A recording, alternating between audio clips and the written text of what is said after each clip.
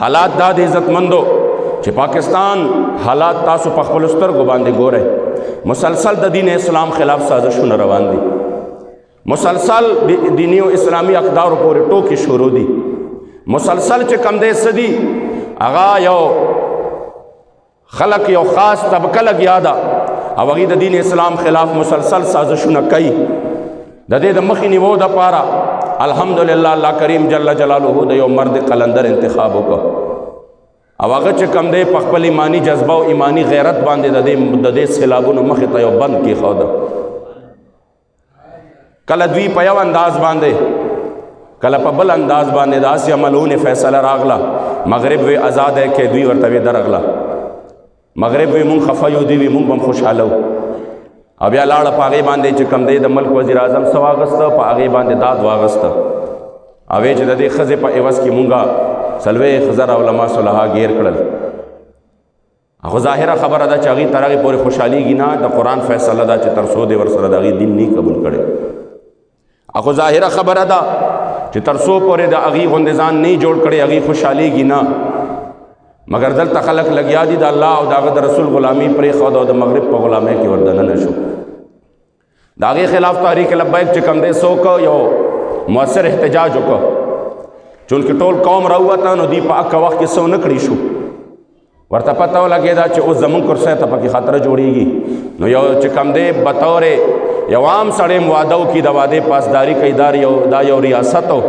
او بیا ریاست هم ځان ته عام ریاست نه وایي د مدینې منورې ریاست ځان ته وایي چې موږ به حق ریاست جوړېږو.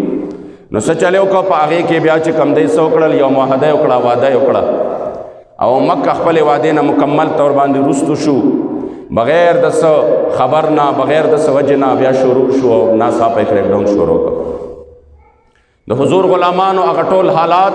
په استقامت سره په خوشحالۍ سره چې د دین د خاطره دي په دغه وجه باندې چې الله ستا او ستا د رسول د دین دپاره دي هېڅ خبره نشته. تکلیفونه به راځي مصیبتونه به راځي برداشت یې کړل او برداشت کوي. 3 میاشتې وړاندې یو فلم جوړ شوی دی او د هغې فلم نوم دی زندگی تماشا. د زندگی تماشا ټریلر جاری شوی دی په 24 یعنی دی را روان 24 باندې د هغې نمایش دی. څو ورځې پس د هغې نمایش دی. هغه چې هغه ټریلر کله راغې په سوشل میډیا باندې نو د هغې هغه ټریلر دومره خطرناک ترین دی چې په هغې کې د اسلام څه کې چې په اسلام باندې چا د ټولو نه مضبوطې منګولې خښې کړي دي. اهل سنت و جماعت په ټول شاعرو پورې ټوکې کړي دي. میلاد مصطفیٰ پورې ټوکې کړي دي او د حضور د ناموس قانون د 295C قانون د په داسې انداز کې په پیش کړی دی چې د علما چې کله په خپل منځ کې د یو بل خلاف شي نو دوی بیا څه کوي په داسې انداز د خلکو ته دا تاثر ورکړی دی چې دوی بیا د یو بل خلاف په دې انداز باندې دا فتوی جاری کوي چې د خپل ضد او د خپل تعصب د وجې نه هغه ګستاخ جوړوي. او بیا د تعجب خبره دا ده دومره درد دی د دې لبیک د نارې نه چې بیا د هغې فلم کې ځای په ځای باندې چې زمونږ په کوم انداز باندې دا د لبیک نارې وهو دقه د لبیک یا رسول الله ناریم دی پکې باقاعده ناریم دی پکې په لاسونه او مکه رنګ انداز هم دی پکې. چې کله د فلم ټریلر جاری شو او یو سوچ سمجھے منصوبې تحت زمونږ تحریک لیګل او قانوني لاره اختیار کړه او ټول د پاکستان چې کوم ذمہ دار خلک دي او ذمہ دار ادارې دي د نن 3 میاشتې وړاندې هغې ټولو ته خطونه ولیکل او په هغې کې ورته باقاعده منشن کړل چې دا سیزونه چې دي صرف ټریلر کې دا چل دی په فلم کې به صحیح پته نشته. لہٰذا د دې په نمایش باندې د پابندي ولګي. د هغې باوجود چې حکومت وقت لیت لال نه کار واغسته نو بیا ورته اوس په دې لږ وخت کې بیا یان دهاني وکړه 100 ورځې وړاندې مگر په هغې باندې حکومت مکمل طور باندې ځان ناغرضه کړ او باقاعده طور باندې په 24 تاریخ باندې د دغې چې کوم دی د دې فلم د نمایش اعلان شوی دی او بیا د دې نه پس 4 نور داسې را روان دي چې هغه د دې نه هم زیات خطرناک دي. بطور مسلمان د مسلمان فریضه جوړېږي چې د دې خلاف آواز پورته کړي. هغې په دې جامه کې مونږ وایي ترکیانو چې ته پته ولګېده چې ماشوم بچي سره موبایل په لاس کې دی غټ هم ګوري واړه هم ګوري ټي وي ته هم ناست دي نو هغوی خپلې اسلامي ډرامې شروع کړې تاریخي ډرامې شروع کړې او هغه سیریز وچلېده د ارطغرل او د عثمان او هغه دومره مشهور شو چې هغوی په حقه جامه کې د خپل قوم ته واپس هغه خپل تاریخ واپس را ژوندی کړ. بجای د دې چې تاسو د نور الدین زنگی رحمت الله تعالی علیه، د سلطان صلاح الدین ایوبی، د محمود غزنوی د دې کردار خلکو ته ښودلی وی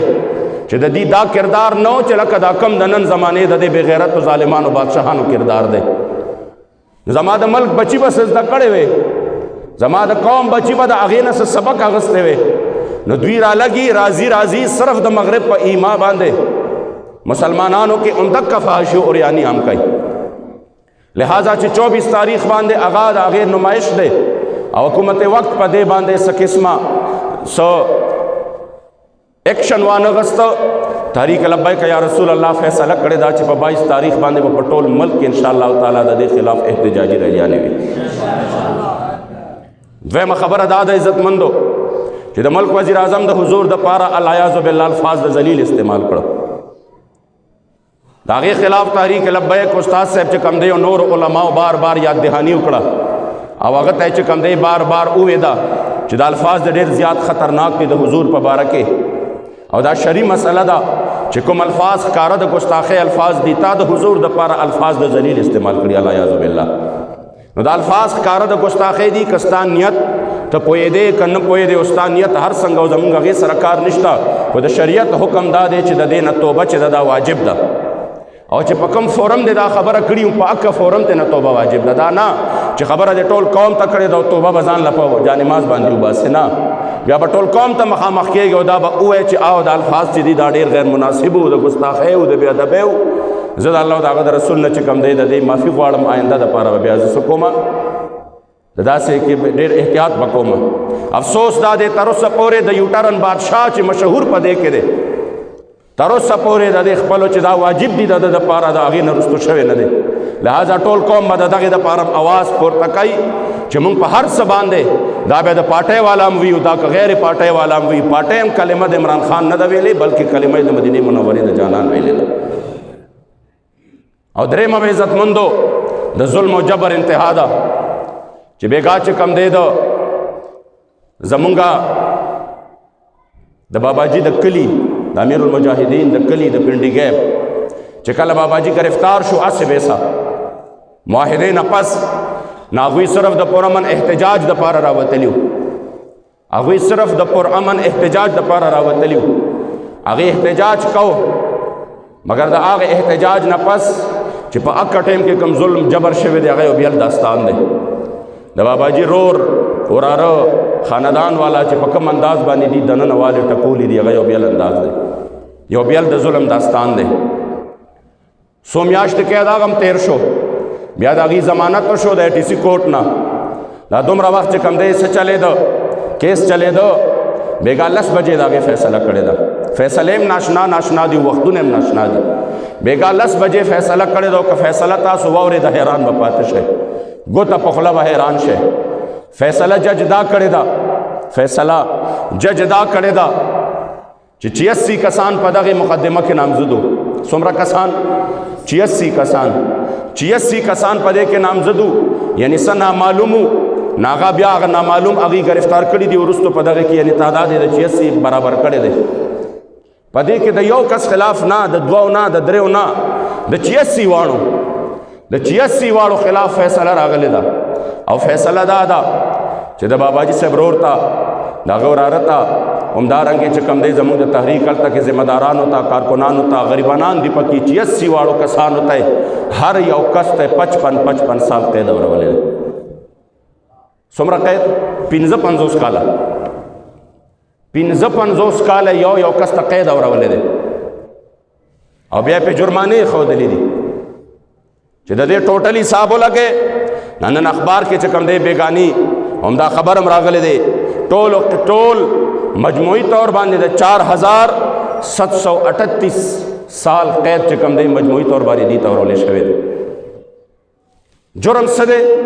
جرم صرف دا دی چې کوم وطن ته آئینی او جمهوری حق درکوي چې ته د یو فیصلې خلاف، ته د یو معاملې خلاف احتجاج وکړه، میدان ته راوځه،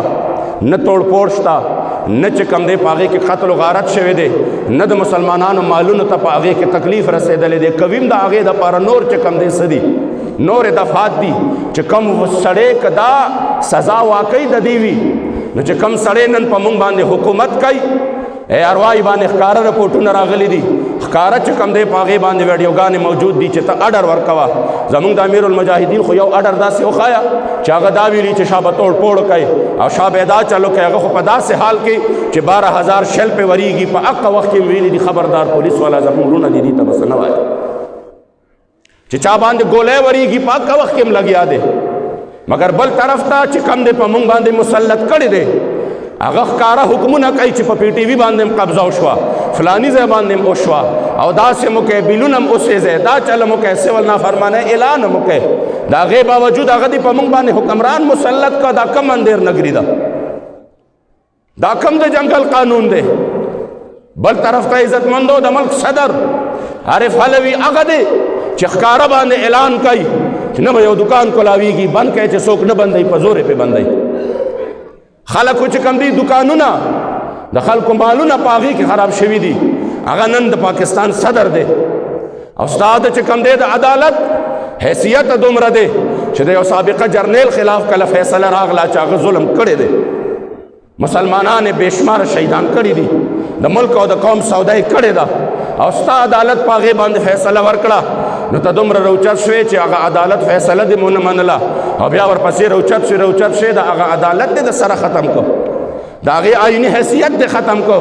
بل طرف ته چې چا د حضور د عزت او ناموس دپاره آواز اوچت کړی دی هغې دپاره عمر قیدونه ډبل عمر قیدونه دا عزتمندو هغه د ځنګل قانون دی دا د الله عذاب چې راځي په داسې وجه باندې راځي د حضور حدیث دی چې په کوم نظام کې او په کوم وطن کې د مشرانو دپاره د زورورو دپاره د ظالمانو دپاره قانون نی او قانون د غریب دپاره قانون د بېوسه دپاره بیا د الله د عذاب انتظار وکړي چې هغه باندې صرف د دې په ادارې باندې خبره راتله د عدالتونو حیثیت هم ختم شو عزتمندو زمونږ ګیله شکوه دا نه ده زمونږ ګیله شکوه دا نه ده مونږ ته خو پته ده چې دوی به دا کارونه کوي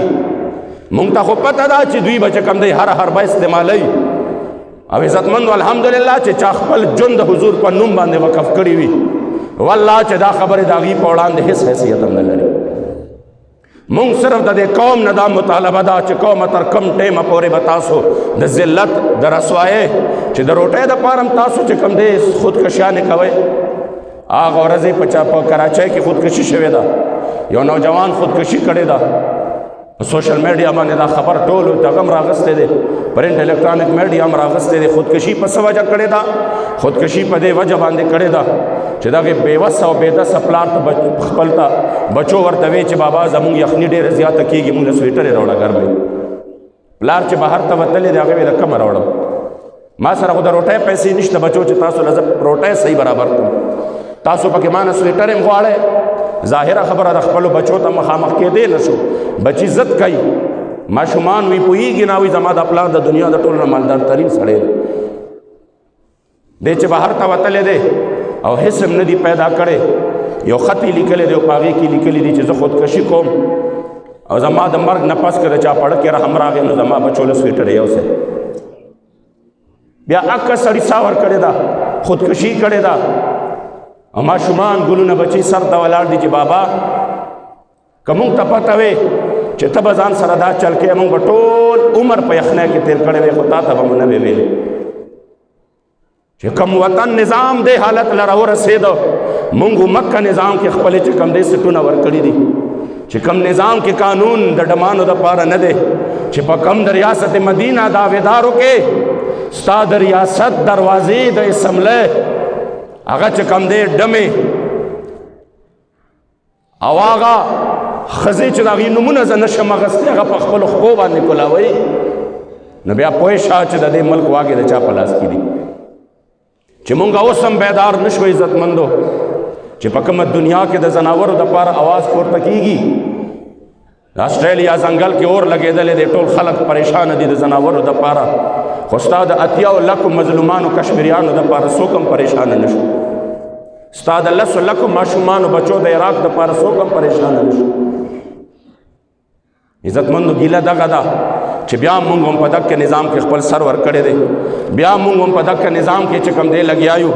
او ورځ په ورځ باندې چې کوم دی څه کوو ورځ په ورځ باندې په هغې کې ځان وردن نه کوو ځکه عزتمندو تحریک خدا فیصله کړې ده چې انشاءالله تعالی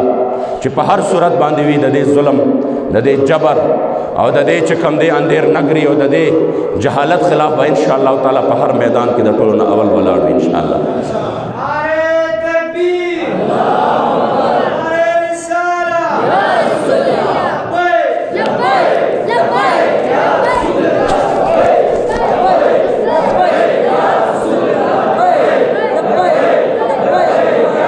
جمع باندې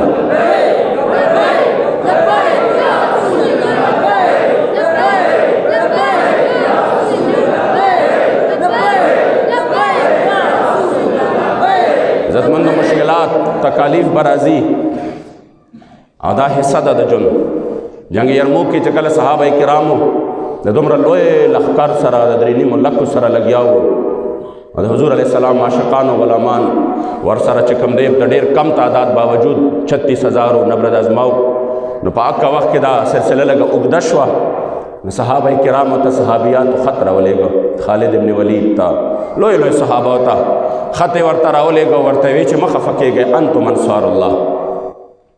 تاسو د الله د دین مدد کوونکي یې نو مه خفه کېږئ چې کله د الله د دین مدد کوونکي یې نو الله وعده کړې ده الله وعده دا کړی ده چې ان تنصر الله ینصرکم ویثبت اقدامکم چې تاسو د الله د دین مدد کوئ الله به ستاسو مدد خامخا کوي لہذا مه خفه کېږئ دا مدد به الله ضرور ستاسو کوي او عزتمندو خو دغه خو والا شرط دی چې ته به د الله د دین مدد کوې کور کې نه ته به د الله د دین مدد کوې ته به د الله د دین مدد دپاره ملا تړې شرط دا دی جزا بیا وروستو ده جزا بعد کې وي شرط اول وي تب اول د الله د دین مدد کې نو چې د الله د دین د مدد تملا او تړي نو بیا ستا مدد کول بیا د الله جل جلاله کار دی